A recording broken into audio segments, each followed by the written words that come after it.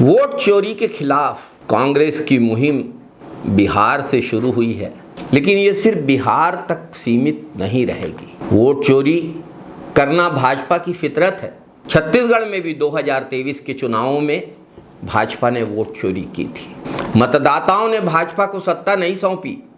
भाजपा ने धांधली करके, हेर फेर करके, मिली भगत करके सत्ता को चुराया है। छत्तीसगढ़ में गद्दी पर बैठी भाजपा की सरकार वोट चोर सरकार है।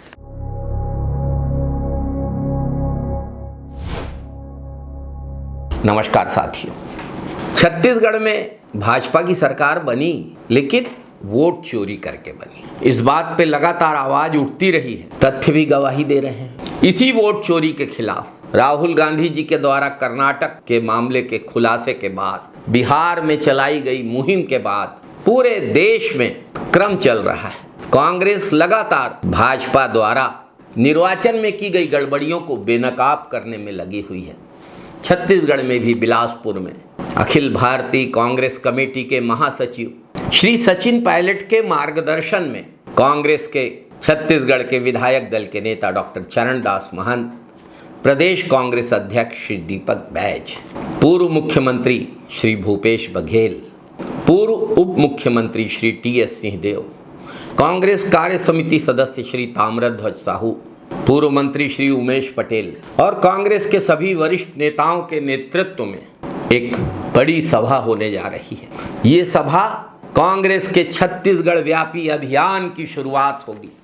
22 विधानसभा सीटें और आखिरी के राउंड्स में अचानक भाजपा को अप्रत्याशित बढ़त, बलौदाबाजार सहित अनेक सीटों पर तो स्थिति ये कि कांग्रेस प्रत्याशी 15 से 20 हजार वोटों से आगे चल रहे थे। आखिरी कुछ चरणों में नतीजे पलट दिए गए। मैं स्वयं प्रत्याशी था बलौदाबाजार से। 17वें राउंड तक हम आगे थे, लेकिन 21 राउंड की मतगणना में भाजपा प्रत्याशी विजयी हो गए। कैसे, क्यों आत्मविश्वास था भाजपा के प्रत्याशी को कि आखिरी में सब कुछ बदल जाएगा। छत्तीसगढ़ में और पूरे देश में चुनाव हो रहे हैं या भाजपा की वोट चोरी का खेल, चुनाव लूटे जा रहे हैं।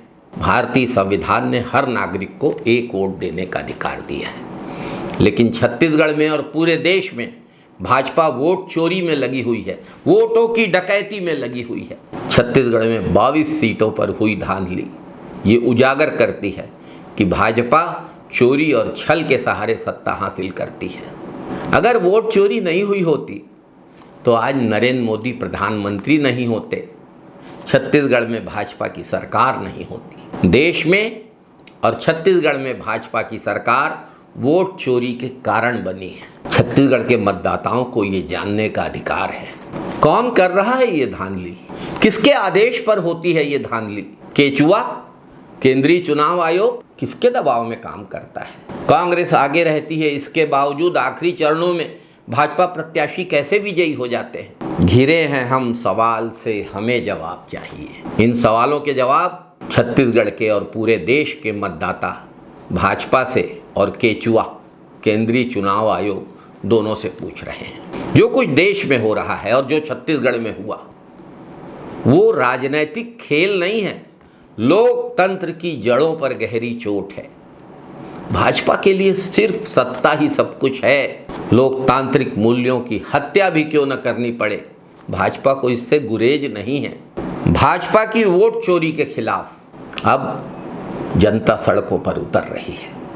9 सितंबर को बिलासपुर में वोट चोर गद्दी छोड़ कार्यक्रम आयोजित हो रहा है। इस ऐतिहासिक आंदोलन में कांग्रेस के राष्ट्रीय महासचिव और छत्तीसगढ़ के प्रभारी श्री सचिन पायलट, प्रदेश कांग्रेस कमेटी के अध्यक्ष श्री दीपक बैज, कांग्रेस विधायक दल के नेता डॉक्टर चरणदास महंत, पूर्व मुख्यमंत्री श्री भूपेश बघेल, पूर्व उप मुख्यमंत्री श्री टी.एस. सिंहदेव, कांग्रेस कार्य समिति सदस्य श्री ताम्रध्वज साहू, डॉक्टर शिव कुमार डहरिया, श्री उमेश पटेल, श्री धनेन्द्र साहू, श्री सत्यनारायण शर्मा और हजारों कांग्रेस कार्यकर्ता और आम लोग शामिल होंगे। आप सबसे भी हाथ जोड़कर अपील करता हूं, लोकतंत्र को बचाने की इस लड़ाई में, अपने संवैधानिक अधिकारों की रक्षा की इस लड़ाई में हम सब बिलासपुर पहुंचकर कांग्रेस की आवाज में आवाज मिलाएं, वोट चोरी के खिलाफ आवाज उठाएं।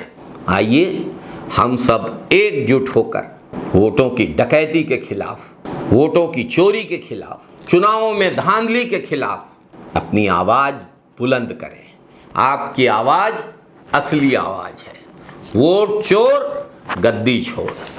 जय छत्तीसगढ़, जय जय छत्तीसगढ़, जय हिंद साथियों, वंदे मातरम साथियों।